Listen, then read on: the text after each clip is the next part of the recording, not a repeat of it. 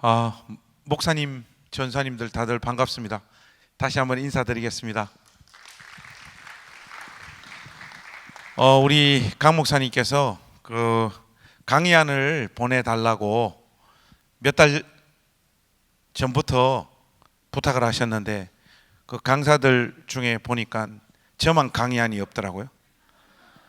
왜 제가 게으르고 생각이 없어서 그런 면도 있지만은 제가 일부러 강의안을 안 보낸 것도 있습니다. 왜 그런가 하니까 제가 설교를 잘하는 사람도 아니고 또 설교를 전공한 사람도 아니고 또 여기에는 분명히 나보다 설교한 그 경험들이나 세월들이 훨씬 더 많은 분들이 계실 텐데 내가 이분들에게 이렇게 설교를 해라, 그래야지 성도들이 그 설교를 제대로 이해하고 들을 수 있다, 이런 식의 강의안을 보낸다고 하는 것이 너무 계면적더라고요. 그래서 그런 겸손한 사람이라는 거 제가 여러분들이 좀 기억해 주시면 감사하겠습니다. 그래서 보통 이 설교와 관련한 특강들을 저도 여러 번 해봤습니다만은 보통 이 설교와 관련한 어떤 특강들은 서론적인 이야기만 하고 뭐 어물정 다 대부분 끝이 나더라고요. 그러다 보니까 설교와 관련한 실제적인 이야기들은 별로 설교 특강 시간에 들을 수 없는 것이 현실이더라고요. 그래서 오늘 저는 여러분들하고 뭐 서론적인 이런 이야기들은 다 걷어내고 좀 우리가 설교자로서 하나님 앞에서 어떻게 준비하고 어떻게 성도들에게 말씀을 전해야 되는지 좀 실질적인 이야기들을 좀 이렇게 해보도록 하겠습니다. 먼저 제가 우리 목사님 전사님들께 드리고 싶은 말씀은 설교자로서 첫 번째, 신학적인 준비를 잘 해야 된다. 이 너무 평범한 이야기를 드리고 싶습니다. 이게 왜 그런가 하면 우리 교단의 미국 베들레헴 침례교회 존 파이퍼가 있습니다. 이 존 파이퍼가 사실은 미국에서 팀 켈러보다 더 영향력 있는 설교자인데 이상하게 우리나라에 와서는 존 파이퍼의 책이 번역되고 또 존 파이퍼가 알려지면서 약간 뭐 이렇게 붐이 일어나더만 끝이 나요. 근데 팀 켈러는 붐이 일어나는 정도가 아니라 전국 각지에서 막 공부하는 모임들이 막 생겨나고 막 난리도 아닙니다. 어딜 가나 지금 팀 켈러 하는데 왜 이런 현상들이 벌어질까 제가 곰곰이 생각해 보니까 존 파이퍼는 침례교 목사고 팀 켈러는 장로교 목사라서 그렇더라고요. 이 땅에 이 숙주가 이 판이 이게 장로교 판이라서 팀 켈러 목사님은 한국 와서 더 유명하고 더 영향력 있게 이렇게 많은 분들에게 영향을 미치는 것 같습니다. 그래서 저는 팀 켈러는 빼놓고 존 파이퍼 목사님께서 그런 말씀을 하셨어요. 그 신학교 다닐 때 내지는 목회하는 동안 뭐 신학자든지 아니면 어떤 신학적인 개념이라든지 신학적인 어떤 사조라든지 이런 것과 관련해서 어떤 표층만 건드리지 말고 또 이것저것 자꾸 손을 대서 각 주제에 대해서 아주 얕은 지식을 다양하게 가지는 이런 목회자나 이런 설교자가 되지 말고 하나의 갱도를 깊이 파서 들어가라, 이 조언을 하시거든요. 근데 이것은 정말로 맞아요. 여러분들이 어떤 인물이라고 했을 때 그 인물을 붙잡고 한 사람을 죽도록 그냥 파제끼는 거예요. 그러면 그 사람의 사상이나 그 사람의 어떤 신학적인 통찰만이 여러분 영혼에 담기는 것이 아니라 그 한 사람을 파고 들어가다 보면 그 한 사람 옆에 뻗어 있는 수많은 가지들을, 다른 사람들을 여러분의 친구로 만나게 되어질 겁니다. 이게 굉장히 중요해요. 여러분들이 이때까지 살아온 삶의 경험들, 또 신학적인 어떤 경향들, 여러분들에게 영적으로 지성적으로 영향을 미쳐주신 많은 분들을 여러분 머릿속에 떠올려 보시고, 쉽게 말해서 이 사람이 나랑 가장 비슷하다, 이 사람이 뭔가가 진짜 있는 것 같다 하는 한 사람을 붙잡아 그 한 사람을 집중적으로 연구하십시오. 그래서 여러분, 영화에서도 주유소 습격 사건이라고 여러분도 혹시 보셨습니까? 거기 보면 유호성 역할이죠. 유호성 역할이 뭐죠? 한 놈만 죽도록 패는 거잖아요. 이 작업이 여러분들이 단독 목회를 시작하기 전에, 또 한 교회를 다니면서 하나님 말씀을 계속해서 전하는 사람이 되기 전에 꼭 여러분들 안에 이루어 놓아야 하는 과업이라는 것을 잊지 마십시오. 사실 전도사 때나 어쩌다가 한 번씩 이렇게 설교하는 자리에 있는 분들은 그건 다 잘할 수 있어요. 그렇지 않습니까? 제가 요즘은 그런 칭찬을 잘 못 받는데, 전도사 때는 설교 잘한다고 가는 교회마다 다 인정을 받았던 사람입니다. 제가. 누가요? 제가요.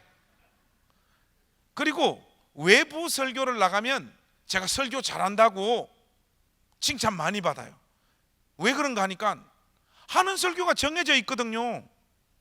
제가 외부에 나가면 하는 설교가 10개가 있어요. 10개. 10개로 제가 지금 7, 8년 동안 돌아다니고 있는데, 그 한 설교마다 몇 번이나 했겠습니까? 수도 없이 했잖아요. 한 번은 어떤 일이 있었는가 하니까 천안에 설교를 하러 갔는데, 우리 교단 큰 교회였어요. 좀 규모가 있는 큰 교회였는데, 저는 그 교회를 생각을 하면서 헌신 예배 메시지를 준비했었죠. 그래서 강단에 딱 서니까 청중들이 제가 알고 있었던, 기대했던 그런 청중이 아니에요. 요즘 지방은 진짜 고령화가 심각하더라고요. 교회 식구들이 한 80% 이상이 전부 다 70대 이상이에요. 제가 그 자리에서 그분들의 얼굴을 보자마자 설교 본문을 바꿨어요. 왜냐하면 저에게는 10개가 있으니까, 언제든지 할 수 있는 10개의 설교가 있으니까. 그래서 여러분, 외부에 나가서 어쩌다가 한 번씩 하는 설교, 그리고 부사역자로 있으면서 담임 목사님 출타하셨을 때나 또 뭐 이렇게 돌아가면서 내 순서가 있을 때 하는 그런 설교들은요, 18번 꺼내면 되잖아요. 내가 가장 익숙하고 가장 잘 전하는 메시지 있잖아요. 그거 들고 하면 어지간하면 2루타는 칩니다. 2루타는 쳐요. 그런데 단독 목회를 하다 보면 여러분, 끊임없이 밀려오는 것이 설교잖아요. 끊임없이 밀려옵니다. 여러분들이 잘하는 거 있잖아요. 잘하는 거, 그거 붙잡고는 1년이나 한 2년 해요. 그 다음부터는 보통 뭐 하느냐 하면, 이번 주는 어떤 거 뺏기되 안 들킬 수 있을까, 이 고민 가운데 막 설교 스트레스 때문에 막 힘들어해요. 목사님들이 설교 때문에 힘들어 하신다 그러잖아요. 그 말은 안 들키고 뺏기기가 너무 힘들다라고 하는 말이에요. 그 말은 창의적이고 자기가 가지고 있는 어떤 신학적인 관점 안에서 누구도 가보지 않은 메시지들을 자기 칼라대로 10년, 20년, 30년 잘 전하는 사람은 드물어요. 제가 여기 오늘 쭉 계단을 따라 올라오면서 보니까 이번 우리 목사님들 또 전사님들 대상으로 하는 이 프로그램 말고도 또 부흥회도 하고 그러시더라고요. 그분들 중에 제가 한 분을 개인적으로 알아요. 어떻게 아느냐, 제가 사도행전 강해를 한다고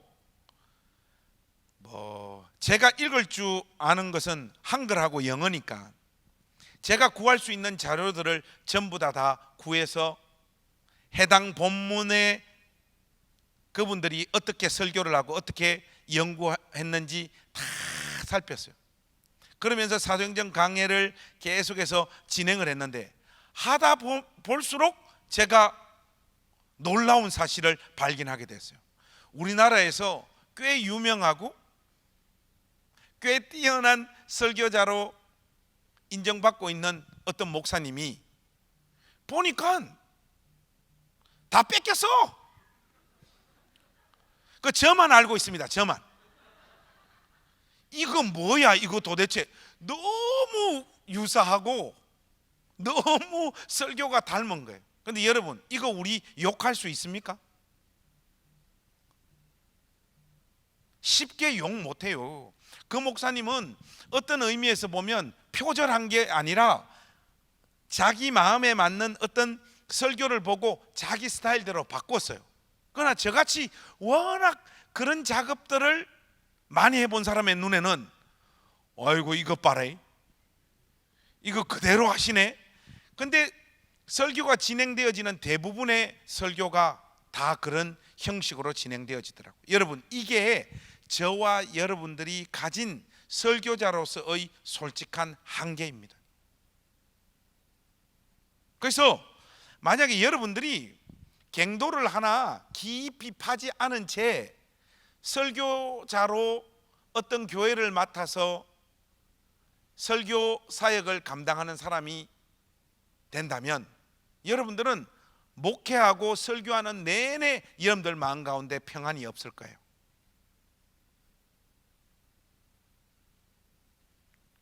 그러면 보통 설교자로 여러분의 정체성을 여러분들은 목회 어느 시점에 분명히 잊어버리게 될 겁니다. 그 조금 지나면 뭐가 돼 있는가 하면 CEO가 돼 있는 거예요. 하나님 말씀을 잘 연구하고 잘 전달하고 그 안에서 신앙의 여정, 목사로서의 어떤 낙을 삼는 것이 아니라 교회를 운영하는 그 재미에 여러분들이 빠져들기 시작을 해요. 그리고 그 와중에서도 여러분들은 설교를 멈출 수가 없기 때문에 여러분들의 설교는 반드시 여러분들이 익숙해져 있었던 어떤 신학적인 개념이 있잖아요. 어떤 설교를 해도 거기로 돌아가게 돼 있습니다. 그러면서 여러분들이 사실은 성도들에게는 요 모양 저 모양으로 조금씩 다르게 그 해당 본문을 설교했지만은 여러분의 양심은 여러분을 찌를 거예요. 나는 왜 어떤 설교를 해도 이 주제로 다시 돌아올까? 그 보통 보면 어떤 목사님은 어떤 본문을 펴도 전도입니다. 그리고 어떤 분은 어떤 본문을 펴도 귀신이고요. 또 어떤 분은 어떤 본문을 펴도 헌금해라로 끝내요.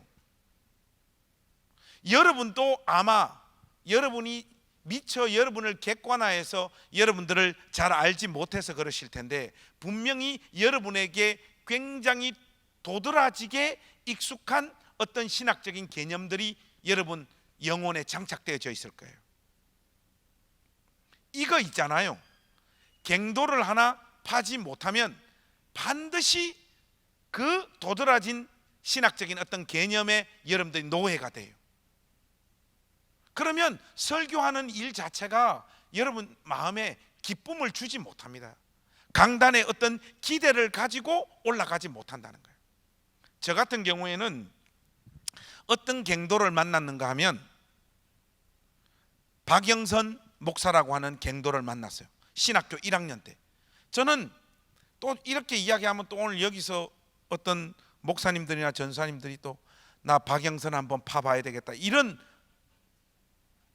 어리석은 인간들이 또 나오게 돼 있어요. 여러분 절대 그러지 마시고 제가 그랬다고요. 저는 신학교 1학년 때 박영선을 만났어요. 박영선 목사를 만나가지고 제가 중고등학교 때 우리 목사님으로부터 들었던 메시지들 중에는 아주 성경적이고 복음의 정신과 타협함 없이 잘 전달되어진 메시지도 있었지만은 목사님께서 저에게 또 우리 교회 식구들에게 전달해 주셨던 메시지는 기독교라기보다는 약간 유교적인 정신이 그 설교 안에 담겨져 있었다는 것을 제가 신학교 가서 확인하게 되었어요. 그래서 박영선 목사님을 만나면서 저는 제일 좋았던 게 뭔가 하면, 그때 당시만 해도 한국 교회를 지배하고 있었던 어떤 율법주의, 이 율법주의적인 신앙에서 벗어날 수 있는 어떤 신학적인 분기점을 만나게 됐어요. 그래서 박영선을 막 이렇게 파서 들어가 보니까 박영선의 신학의 중심에는 개혁주의 신학이라고 하는 것이 놓여 있더라고요. 그리고 알고 보니까 박영선 목사님은 그냥 그 거대한 개혁주의 신학의 그냥 코딱가리 정도밖에 안 되는 거예요. 어마어마한 광맥과 같은 개혁주의 신학자들이 박영선 목사님 뒤에 바치고 있더라고요. 그래서 거기서 온갖 신학자들을 만나게 된 거죠. 그래서 제가 침례교 목사이면서 구원론과 관련해서는 칼빈주의 입장을 취하게 된 것이 바로 그 계기였어요. 그리고 저도 MDB를 백석대학교 신학대학원으로 가게 된 이유도 바로 그 이유 때문이었습니다. 침례교 안에서는 개혁주의 신학을 온전히 공부할 수가 없다. 왜냐하면 우리 침례 신학대학의 신학적인 흐름이 그것이 아니었기 때문에. 그래서 장로교에 가서 저는 MDB를 했거든요. 하면서 정말로 좋은 분들을 많이 만났어요. 그러면서 저의 신학이 이 모양 저 모양으로 이렇게 형성되어졌던 것 같습니다. 그래서 우리 목사님들께 또 전사님들께 이 시간 꼭 하나 당부드리고 싶은 말씀은, 설교자로서 갱도를 하나 깊이 파라, 그 한 사람을 딱 정하면 좋겠다, 이 말씀을 꼭 드리고 싶습니다. 예를 들어서 팀 켈러를 내가 파겠다 이러면, 여러분 팀 켈러 뒤에는요 어마어마한 교수님들이 많이 있어요. 뭐 총신에 와서 강의를 하고 가셨던 하비콘, 그리고 뭐 팀 켈러의 설교 자체가 굉장히 변정적인 어떤 성격을 띠잖아요. 그 뒤에는 코넬리우스 반틸이라고 하는 전제주의적 그 변정론으로 아주 탁월한, 그리고 교회론과 관련해서는 에드먼드 클라우니 같은 사람들, 수많은 사람들에게 팀 켈러도 영향을 받고 그 위에 써 있는 거예요. 여러분들이 팀 켈러를 파고 들어가다 보면 다 이런 분들을 만나게 될 거예요. 그래서 여러분, 오늘부터 책은 이 책 저 책 잡독하시는 분 계시죠? 만약에 여러분들 안에 내가 신학적으로 지금 튼튼하게 어떤 하나의 광맥을 깊이 아직은 파지 못했다라고 생각되시는 분들은 이 책 저 책을 찝쩍거리지 마시고, 특히 신앙서적이라든지 신학서적은 한 사람을 붙잡아 가지고 정권을 다 몇 번씩이나 읽어내는 방향으로, 분명히 그 과정에서 여러분은 이 사람으로 들어갔는데 나올 때는 다른 사람, 수많은 다른 사람들의 좋은 영향력을 얻게 되실 것이고, 그것이 여러분들의 신학을 형성하게 될 것이다, 그렇게 말씀드리고 싶습니다. 특별히 여러분들이 표현이 좀 조심스럽습니다만은, 이런 지금 김기동 목사의 어떤 영향에서 여러분들이 나오셔서 바른 신학을 형성하고 구축해서 새롭게 이 교회를 세우려고 하는 여러분들에게는 특별히 이런 작업이 중요합니다. 여러분들이 설교자로서 이 작업을 제대로 해내지 못하면 설교는 한평생 여러분들을 괴롭히게 될 거라는 것, 그 말씀을 꼭 드리고 싶습니다. 그리고 두 번째는 우리 목사님 전사님들에게 이렇게 한번 여쭙고 싶습니다. 지금 그 자리에서 여러분들이 암송할 수 있는 성경 구절이 한 몇 개 정도 되어집니까? 저는 그게 별로 많지는 않아요. 근데 가급적이면 우리 목사님들께서 구절 구절을 바로바로 암송할 수 있는 구절이 많았으면 좋겠고, 근데 그거보다 더 중요한 것은 해당 본문이라든지 구절이라든지 어떤 구절을 딱 만났을 때 그 해당 구절을 또 해당 단락과 본문을 아무런 책이나 아무런 도구나 어떤 도움도 없이 그 자리에서 그 구절이나 그 단락을 자유롭게 마음껏 모든 사람들에게 자신 있게 설명할 수 있는 단락과 구절들이 얼마나 되는지 한번 확인해 보십시오. 이게 약한 분은 그 왜 그런가 하면 성경을 꼼꼼히 안 읽어서 그래요. 그리고 설교를 들었을 때도 그 설교가 여러분 안에서 제대로 안 녹아져 있어서 그래요. 여러분들이 어떤 목사님의 설교를 듣고 소위 말해서 은혜를 받았잖아요. 은혜를 받은 거하고 여러분의 언어로 말로 그 해당 본문이나 구절을 정확하게 설명해내는 이런 내용들이 많이 있어야지 여러분들이 강단에서 원고에 매이지 않고 그때그때 또 임하시는 성령이라 해야 되나? 순간순간 본문 이외의 생각들이 어때 찾아올 때가 있잖아요. 항상 설교를 하다 보면 그럴 때가 있잖아요. 그때 자연스럽게 그런 내용들을 가져와서 여러분들이 전개하고 있는 그 설교 뒤를 받쳐줄 수 있는 거예요. 그런데 의외로 많은 목사님들과 전사님들이 설교 한 편을 준비할 때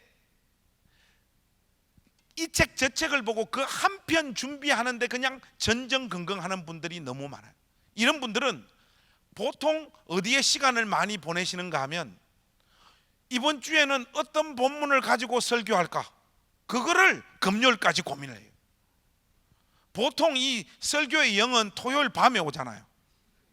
그러니까 이런 분들은 한평생 고달픈 거예요. 그러나 여러분 안에 그것이 설교를 직접 할 때만큼의 준비는 아니지만은 언제든지 자신 있게 어느 정도 개념이 형성되어져 있는 구절이라든지 본문이나 단락을 많이 이미 가지고 있는 목회자들이 설교 본문을 선정하는 일이라든지 거기에 살을 붙이고 또 어떤 부분을 어떤 책을 더 봐야지 이 설명이 풍성해진다는 것을 훨씬 잘 알고 있어요.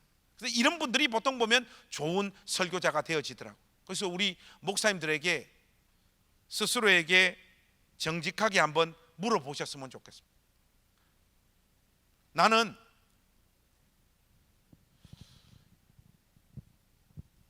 다른 본문을 가지고 연속해서 설교하라고 하면 지금 이 자리에서 몇 편의 설교를 사람들에게 할 수 있는 사람일까? 여러분 스스로에게 한번 물어보십시오. 이런 부분에 있어서 자신이 없는 분들은 이런 작업들을 해놓으셔야 돼요. 적어도 한 몇 개 정도는 여러분들 안에 이런 개념이나 특정 구절에 대한 자신 있는 설명이 가능하셔야 되는가 하면 100개에서나 150개는 여러분들 안에 이미 있으셔야 됩니다. 근데 보통은 보면요, 특히 요즘 신학생들이나 전사님들은 특히 이런 것이 약한 것 같아요. 여기에다가 뭐가 더해져야 되는가 하면 여러분들 안에 특정 구절이나 특정 본문에 대한 어떤 개념들이 이렇게 잘 형성되어져 있는 분들이 자기의 고유한 삶의 경험들이 있잖아요. 이런저런 경험들, 그리고 어디에서 읽었던 책들이 케미컬리 어느 순간에 내가 이렇게 이해하고 이렇게 설명하는 내용과 이 삶의 경험과 내가 봤던 이 영화와 내가 금방 읽었던 이 책이 이렇게 매칭이 되어지는구나 하는 이런 경험들을 하게 되실 거예요. 근데 이것 자체가 아예 없는 분들은 영화를 보고 난 다음에 느끼는 심상이 뭐냐? 와, 오늘 영화 재밌대. 여러분, 우리는 설교자라고 하는 이 정체성을 죽을 때까지 내려놓을 수 없는 존재잖아요. 영화 보고 재밌다라고 느끼는 것은 누구나 다 할 수 있는 거예요. 우리는 영화를 봐도 책을 읽어도 그 안에서 어떤 개념, 어떤 장면, 어떤 구절들이 하나님 말씀을 청중들에게 어떻게 하면 더 잘 설명할 수 있는 도구가 되어질 수 있을까? 이 고민들을 하고 살아야 되는 사람들이잖아요. 근데 여러분, 고민한다고 그 고민에 대한 해결책을 손에 쥘 수 있는 게 아닙니다. 제가 여러분들에게 말씀드렸던 어떤 구절이나 단락이나 본문을 희미하게나마 어느 정도는 사람들에게 자신 있게 설명할 수 있는 내용들이 많으셔야 돼요. 언약에 대해서 한번 설교해봐라, 설명해봐라. 했을 때 언약 약속 아이가 이러면 여러분 벌써 걸러 먹은 거예요. 그거는 언약 했을 때 어떤 구절들이 착착착착착 여러분들 머릿속에 떠올라야 됩니다. 전도했을 때 어떤 구절들이 떠오르고 나는 예수 그리스도만이 유일한 구원의 길이라고 믿는다라고 하는 이 개념을, 이 구절을 가지고 와서 내가 읽었던 이 책의 내용을 결합시켜서 이렇게 전달하겠다라고 하는 어느 정도의 지식들이 여러분들 가운데 형성되어 있지 않으면 여러분들의 삶의 경험, 독서의 경험, 영화의 경험, 이런 것들은 그냥 그거는 그것대로 그냥 다 흘러가 버리는. 그래서 앞에 말씀드렸던 이런 내용들을 여러분들 안에 잘 구축할 수 있는 팁을 좀 드리겠습니다. 제일 좋은 팁은 뭔가 하면 다른 목사님들의 설교를 열심히 온 마음을 다해서 들으시고 정리하십시오. 정리하셔가지고 여러분의 언어로 그 목사님의 설교를 다시 한번 정리하는 습관을 가져보십시오. 요즘 우리 시대는 진짜 좋은 것 같아요. 뭐 어떤 주제, 내가 알고 싶은 거 구글 선생님한테 가면 다 있어요. 유튜브 선생님한테 가면 다 있어요. 우리가 게을러서 그렇지. 그냥 우리의 일상의 사소한 이런저런 잡스러운 관심들 때문에 우리가 거기에 집중하지 못해서 그렇지, 관심만 있으면 너무너무 많은 좋은 자료들이 이 웹상에 떠돌아다닌다는 거예요. 여러분, 그걸 그냥 한번 듣고 이렇게 날려버리는 것이 아니라 어떤 주제들을 정하시고 여러분들이 생각할 때 설교자로서 이것은 내가 좀 잘 전해야 되겠다라고 생각하는 어떤 개념들을 그런 분들을 통해 가지고 1차적으로 정리를 해 놓으십시오. 해 놓으면 여러분들이 발을 딛고 움직이는 삶의 모든 동선이 여러분의 설교의 재료가 되어질 거예요. 이런 작업을 안 해 놓으신 분들이 꼭 서점 가서 무슨 책을 구입하시는가 하면 예화집 이런 거, 예화집 100선, 예화집 200선, 여러분 그거 첫날 만날 남의 이야기 그거 검증된 이야기인지 안 된지도 모르는 그런 책에서 그때그때 준비하는 설교에 그런 것들을 갖다 집어넣어서 전달하는 그 설교가 성도들에게 얼마나 영향을 미칠 수 있겠습니까? 여러분은 여러분의 것을 만들 수 있기를 그렇게 부탁드리고 싶습니다. 이게 제가 두 번째로 부탁드리고, 세 번째는 이거 진짜 중요한데, 설교를 잘하는 사람, 잘 못하는 사람이 있어요.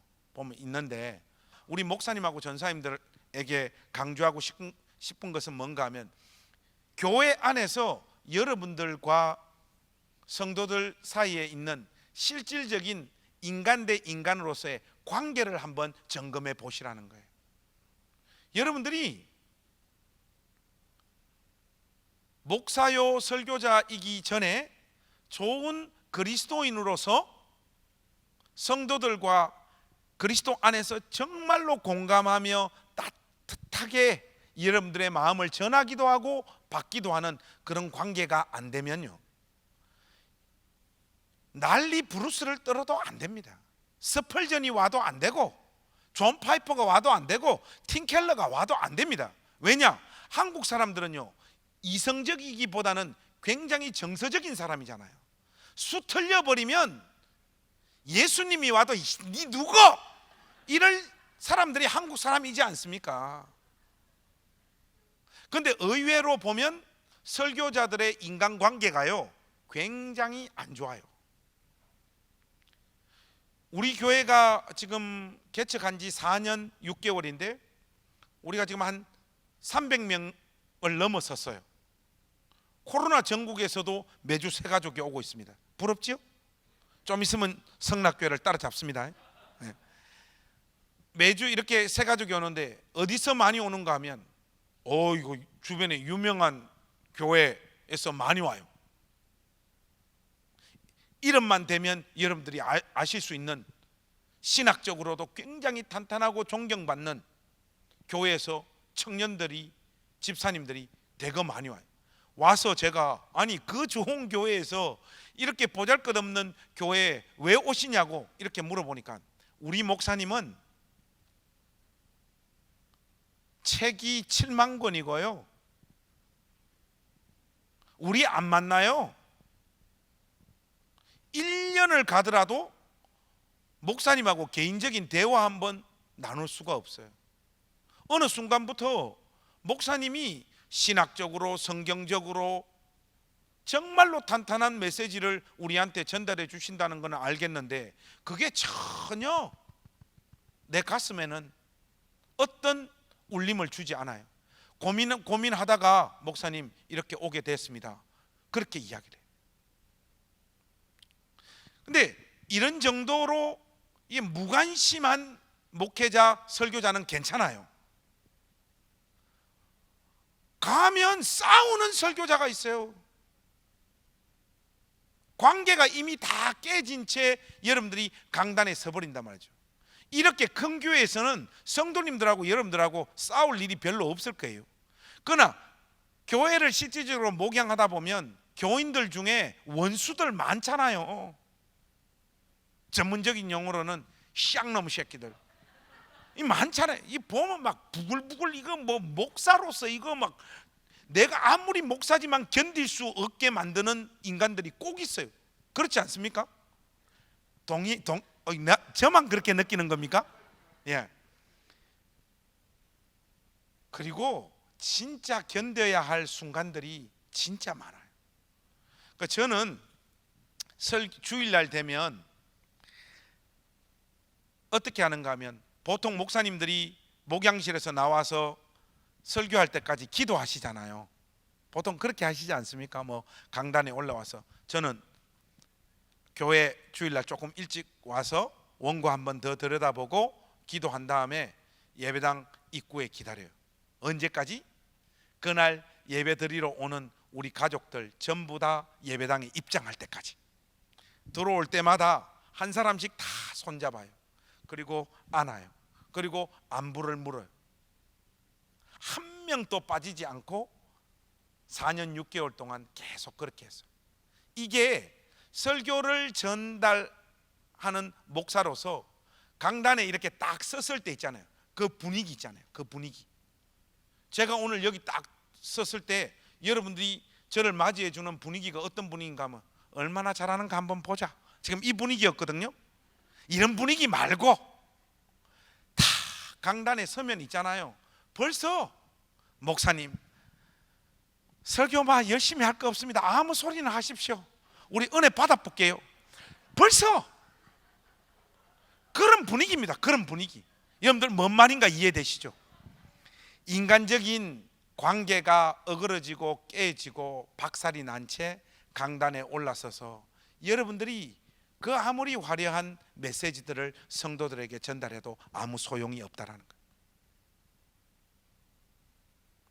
이거 우리 두 전사님 이야기들을 사례를 통해서 여러분들에게 말씀드리는 거니까 꼭 마음에 좀 담아두시면 좋겠습니다. 네 번째로 여러분들의 소명을 한번 확인해 봤으면 좋겠습니다. 이 이야기를 하는데 나 지금 목사로 부름받아서 설교자로 살고 있는데 소명을 다시 확인해 보라니 목사님 그는 조금 무례한 이야기지 않습니까? 여러분들이 그렇게 느끼는 분들도 계실 거예요. 오해 없이 들어주시면 좋겠습니다. 웨스트민스터 채플에서 목회했던 마틴 로이드 존스는 20세기 최고의 강해 설교자로 손꼽히는 목사님이죠. 자타가 다 그렇게 인정을 하는데, 이 마틴 로이드 존스가 설교와 설교자들에서 이런 말을 해요. 말을 조리 있게 하지 못하거나 말을 조리 있게 전달하지 못하는 사람은 설교자로 부름받은 것이 아니다. 우리는 뭐 소명하면 기도하다가 뭐 가슴이 뜨거워지고 주변 사람들이 네 목회해야 되겠다 이렇게 이야기하면 그 내적 소명 외적 소명 확인됐으니까 나 이제 신학교 가겠다 이렇게 생각을 하는데, 어떤 의미에서 보면 이 굉장히 무서운 말이지 않습니까? 여러분, 여러분이 스피치를 하거나 여러분들이 말을 하게 되면 여러분들의 말에 흡입력이 실질적으로 있습니까? 스스로에게 한번 물어보십시오. 말을 하면 사람들이 여러분 이야기에 잘 귀를 기울이시냐고요. 그런 달란트가 없는 분들은 설교자로서의 여러분들의 소명을 조금 의심해 봐야 돼요.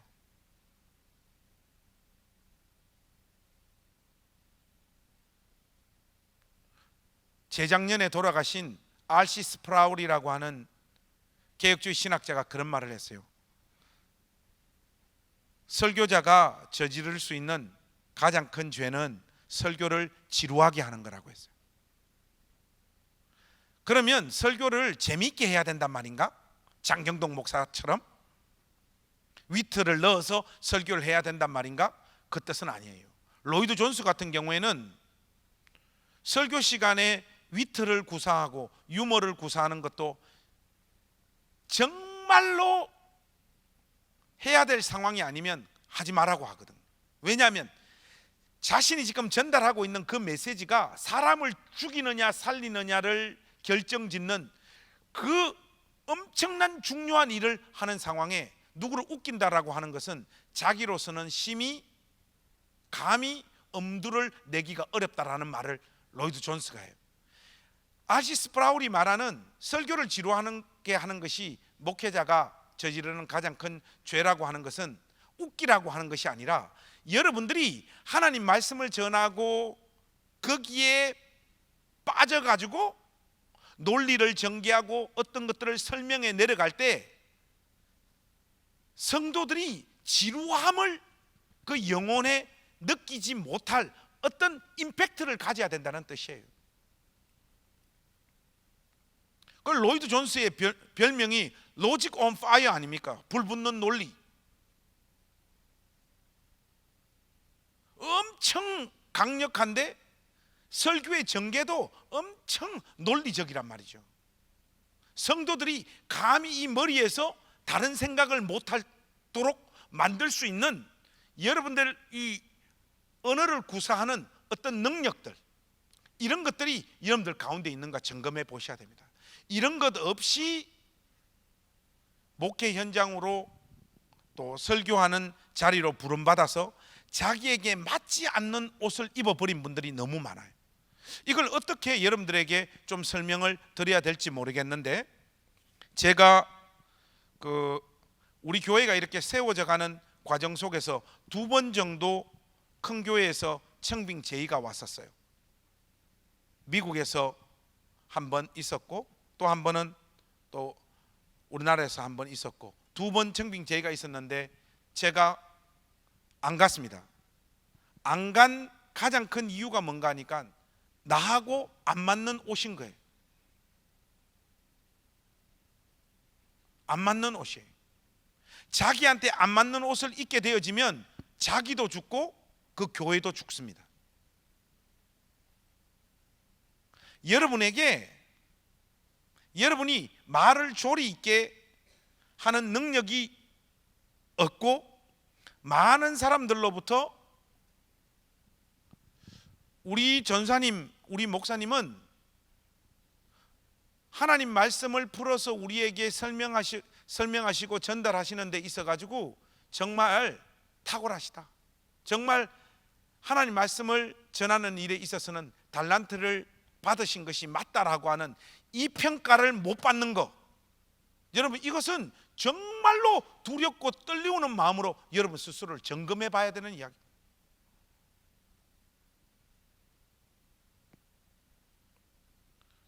제가 이렇게 이야기하니까 막 분위기가 확 가라앉아 버리네요. 근데 여러분, 우리의 설교가 왜 지루해질까요? 첫 번째는요, 설교하는 지가 지루해 합니다. 자기 설교에 자기가 지루해요. 이 뭔 말인가 하면 강단에 올라가는 게 두려워요. 이미 자기가 준비한 설교 원고라든지 오늘 청중들 앞에 서서 전하는 것이 서서 말을 해야 되는 것이 굉장히 막 모래 알을 씹는 것 같고 준비가 덜 된 것 같고 오늘 어떻게 해야 되는가 하는 이런 두려움들이 계속해서 여러분들 가운데 일어난다면 여러분은 설교자로 엄밀히 말해서 부름받은 게 아닙니다. 미국의 어떤 목사님인데 제가 이름은 까먹었어요. 그 목사님은 성가대석에 앉아 있다가 강단으로 이렇게 올라간다고 하더라고요. 순서가 되면 그때마다 그 목사님은 뛰어서 강단으로 올라간대요. 왜 그러냐 물어보니까 설교하고 싶어 미치겠다는 거예요. 여러분, 이게요 시사하는 바가 굉장히 큰 거예요. 자기가 자신 있게 할 수 있는 메시지 있잖아요. 그리고 이 메시지 가운데 어떤 능력이 부어질 것만 같은 어떤 기대들, 이런 거 가진 사람이 강단에 뛰어 올라가죠. 마음의 설교에 대한 끊임없는 스트레스와 두려움과, 그래서 목사님들이 농담 삼아 그렇게 이야기를 합니다만은 저는 설교 원고가 토요일 저녁에 완성되어집니다, 주일 아침에 완성되어집니다, 이런 것들은 죄다 사쿠라라고 보면 됩니다. 어쩌다가 설교 원고가 그때쯤 완성되어지는 날도 있겠죠. 그러나 여러분, 주일날 성도들에게 전해야 되는 그 설교 한 편을 가지고 그때까지 그렇게 전전긍긍한다면요, 이거는요 뭔가 문제가 있는 거예요. 그래서 여러분들의 설교가 지루해지는 이유는 여러분이 벌써 여러분 설교 원고에 어떤 두려움과 지루함을 가지고 있다라는 것. 그리고 또 설교가 지루해지는 이유가 뭔가 하면 아까 제가 맨 처음에 여러분들에게 말씀드렸던 것처럼 신학적인 어떤 갱도가 파여져 있거나 그때그때 언제든지 인용할 수 있는 구절이나 단락, 본문이 많이 형성되어져 있지 않는 사람들은요, 성도들이 알고 싶지도 않는데 지는 전하고 싶은 내용으로 강단에 항상 섭니다. 그래서 올라가면 핏대를 막 세워요. 그러면 앉아있는 성도들은 뭔가 하면 오늘 우리 목사님 오늘따라 왜 저래 지랄을 해? 어제 사모님하고 싸웠나? 이렇게 아무도 관심 없는 주제를 여러분들만 열을 내가지고 전하면 어떻게 할 거냐 말이에요. 청중들이 그 모든 설교에 지루해지는 거예요. 여러분들이 목회하고 있는 이 성락 개혁적 교회 권속들의 삶이나 또 설교를 들어온 청중들을 잘 이해하고 계십니까? 저는 개인적으로 우리 복음주의권에 있는 목사님들이 가지고 있는 신학적인 어떤 부분에 있어서 제일 큰 약점이 인간을 이해하는, 인간론에 관한 공부나 이해들이 너무 피상적이라고 생각을 해요. 자꾸 우리는, 저도 그렇게 지금 강의를 하고 있습니다만은 신학 갱도를 팔아 하나님 말씀을 자유롭게 전달할 수 있는 구절과 단락과 본문을 많이 가져라, 자꾸 이런 쪽으로, 그러니까 굳이 이야기를 하자면 하나님과 관계되어져 있는 어떤 지식들, 그런 것들에 대해서는 나름 공부를 하려고 참 잘해보려고 애를 쓰는데 이 내용들을 전달받는 청중들에 대한 어떤 이해 있잖아요, 이해들은 너무 피상적이고 너무 약한 것 같아요. 여기 와서 이런 천박한 예를 들어서 죄송합니다만은 설교자들은요, 그날 청중석에 앉아있는 청중들의 화투패를 꿰뚫어 볼 수 있어야 됩니다. 저 인간은 오늘 어떤 생각을 하고 어떤 경험을 하고 저 자리에 앉아 있는가. 이런 시대사조 가운데 우리 성도, 우리 장로, 우리 청년들은 어떤 사고방식 가운데 저 자리에 앉아 있는가가 여러분 완전 꿰뚫어 보고 있어야 된단 말이죠. 이 말은 그런 것들을 꿰뚫어 보는 설교자로서 그들의 욕망과 그들의 바램에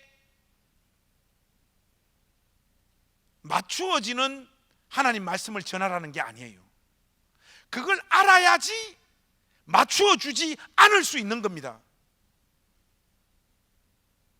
그리고 여러분, 청중을 이해한다라고 했을 때 여러분들이 가지고 있어야 되는 가장 중요한 것이 뭔가 하면, 예배당 안에는 예수 안 믿는 불신자들이 60에서 70%예요. 여러분, 설교자들이 가장 실패하는 이유가 뭔가 하면, 여기 지금 앉아있는 인간들이 전부 다 예수 믿고 거듭나고 회심해서 주님을 인격적으로 만난 자들이라고 간주해버리는 그 상황에서 하나님 말씀을 전하기 때문에 하나님 말씀을 통해서 어떤 역사가 나타나지 않는 거예요. 저는 이번에 우리 행신교회를 개척하면서 설교자로 느끼는 가장 큰 비애가 뭔가 하면, 회심해서 예수님을 만나는 사람이 4년 6개월 동안 한 명도 없었어요. 우리 교회는. 그러면 너 교회는 어떻게 그렇게 사람들이 왔냐? 전부 다 다른 교회에서 왔죠. 여러분 성락개혁교회 안에서는 이 예배당 안에서 누가 신앙생활 20년 30년 멀쩡히 하다가 깨지고 나 진짜 이제서야 예수님 만났다라고 울고 불고 복음의 감격 가운데 사로잡혀서 침례도 받고 간증을 하는 사람들이 요즘에도 나타나고 있습니까? 여러분, 이거 누구의 책임이냐? 설교자들의 책임이에요. 설교자들이 청중들을 읽어내지 못하는 거예요. 로이드 존스가 주일날 설교를 2번 했는데 항상 저녁 설교에는 복음 설교를 했었죠. 그리고 로이 존스가 설교 특강을 하면서 목사님들에게 일주일에 한 번씩 반드시 주님의 몸된 교회 안에서는 복음 설교가 선포되어져야 된다고 이야기했어요. 왜 그런가 하면, 예배당 안에는 우리가 생각하는 것보다 훨씬 많은 불신자들이 앉아 있습니다. 그리고 단도직입적으로 그들이 불신자는 아니라고 할지라도 훨씬 그들은 죄의 영향력 가운데 죄의 습관을 끊지 못한 채 예배당에 와서 앉아 있는 성도들이 훨씬 더 많다라는 것. 그래서 여러분, 청중들을 생생하게 이해하는 내용들이 설교자들 가운데 없기 때문에 설교가 지루해지는 거예요. 그래서 우리 목사님들에게 목사님들의 소명을 한번 확인해 보라고 말씀드리는 겁니다. 과연 이런 부분과 관련해서 나는 설교자로서 부름받은 것이 맞는가? 이 직무를 하나님 앞에서 제대로 수행하고 있는 것 맞는가? 이걸 점검해 보시면 좋겠고요. 마지막 하나만 더 말씀드리겠습니다. 제가 오늘 30개 하려고 하다가 5개로 잘랐습니다. 잘했죠? 좋습니다. 요즘 하도 팀켈러 하니까 또 마지막은 좀 훈훈하게 끝나야 됩니다. 그죠? 하니까 목사님들, 전사님들에게 자신감을 좀 가지라고 말씀드리고 싶습니다. 팀켈러가 이런 말을 해요. 한번 들어보세요. 나는 성경 자체가 내 연설 능력을 훨씬 뛰어넘어 사람들의 영적 무관심과 방어망을 뚫고 들어가는 능력을 품고 있음을 수백 번도 더 목격했다. 하나님 말씀 자체 능력이 있습니다. 여기에 여러분, 우리의 유일한 소망이지 않습니까? 제가 이런 말 하면 사람들이 막 웃어요.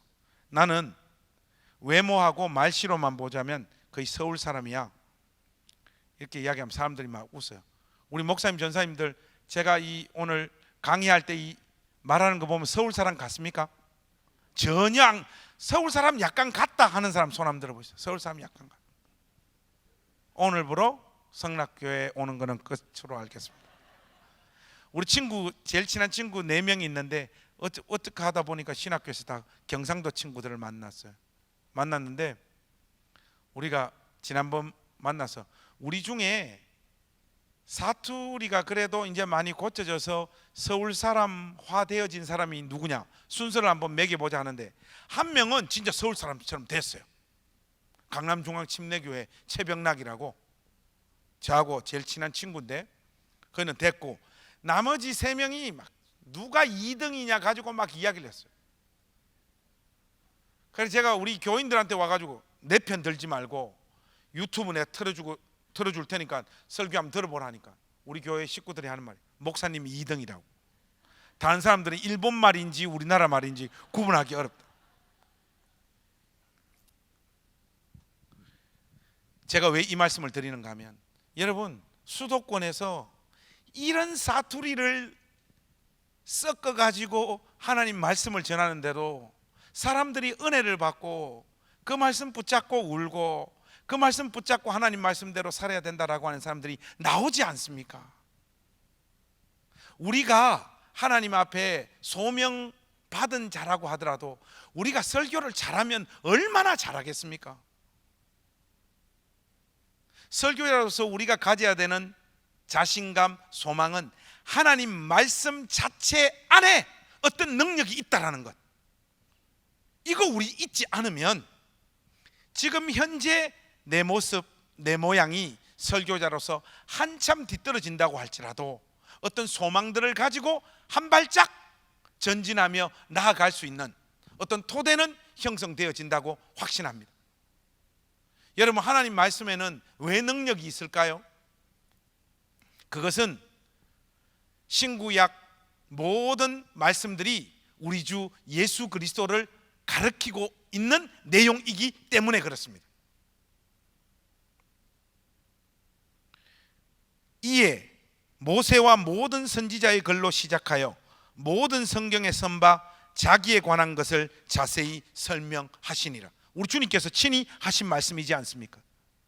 근데 여러분, 여기서 제가 여러분들에게 드리고 싶은 말씀이 뭔가 하면, 우리는 이 강단에 서서 하나님 말씀이 그 자체적으로 능력이 있고, 능력이 있는 이유는 그 모든 말씀이 십자가 지신 우리 주 예수 그리스도를 가르치는 내용이기 때문에 그 안에서 어떤 능력이 발생되어진다, 그렇게 우리가 확신하고 그 자리로 부름받은 설교자들인데, 요즘 강단에서 어떤 내용들이 전달되어지고 선포되어지는지 큰 교회 목사님들 그 교회에 들어가서 설교를 제가 직접 확인해 보기도 하고 설교 제목들을 쭉 한번 봤어요.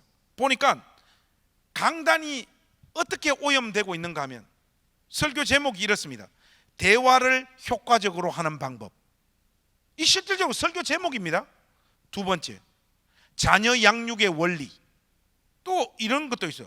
행복한 가정을 세우는 법, 뭐 부부싸움 하지 않는 법.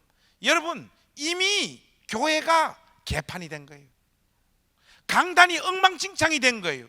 강단에서 더 이상 우리 주 예수 그리스도가 선포되어지지 않습니다. 쉽게 말해서 굉장히 프랙티컬한 어떤 실용주의적인, 성도들이 그냥 일상생활을 하는데 구체적으로 어떤 도움이 될 만한 내용들이 성경 말씀 이곳저곳을 그냥 인용하고 가지고 와서 전달하는 내용들이, 특히 큰 교회일수록 이런 식의 설교들이 이미 유행하고 있고 성도들의 마음을 장악하고 있어요. 그들은 예배당 문을 나가면서 나 오늘 하나님 말씀에 은혜 받았다라고 하지만 하나님 말씀을 전달받은 게 아니에요.